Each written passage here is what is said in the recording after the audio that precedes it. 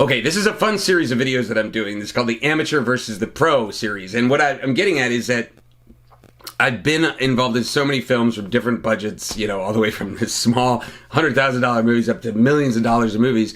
And I've seen across the boards amateurs versus professionals. And in this video, we're talking about HMU, which you'll see HMU, but I didn't want to put that on the title because I thought maybe somebody outside the business wouldn't understand, or somebody new to the business wouldn't understand.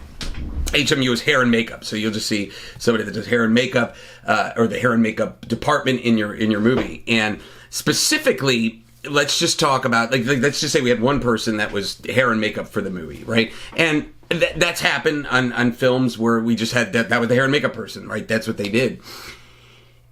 It is I don't know, it's an enticement, let's just say, to go to a local community and when you're making a movie and go, oh, we don't need to bring in anybody that's professional. Let's just get a local hairstylist or something like that, a local makeup person.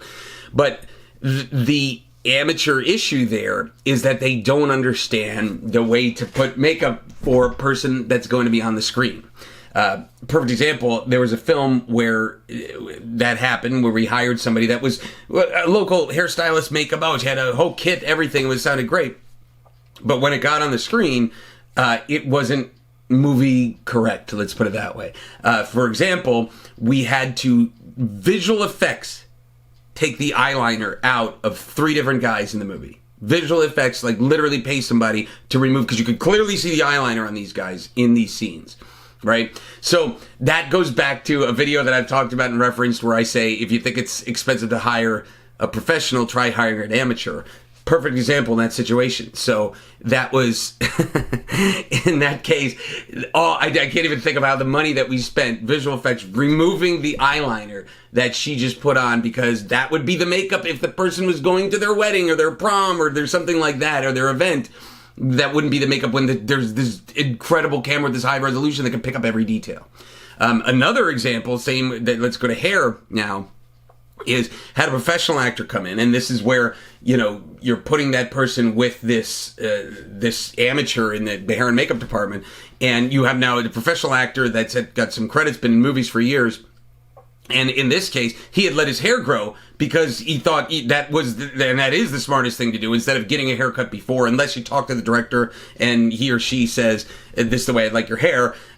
He let it grow so that on set, you could say, you want it shorter, whatever, and he had something to work with, right? Obviously, if you had shorter hair, then you couldn't extend the hair, I guess you probably could with hair extensions, but that would be crazy at that point.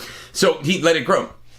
Shows up on set and goes to and kind of gets an idea with the director what he wants to do with the hair, and then goes to the hair and makeup and says, great, can you get me a haircut? And she's like, what are you trying to get, a free haircut? And the reason she said that to him, and then started, gave him crap, was ribbing him about it, and he was kind of like, this is what you're supposed to do. And he's like, I have enough money to pay for haircuts. That's not an issue. And I think that's a perfect example of that. She doesn't understand the business because she owns a hair salon, or she works in this, in doing hair, but not for movies.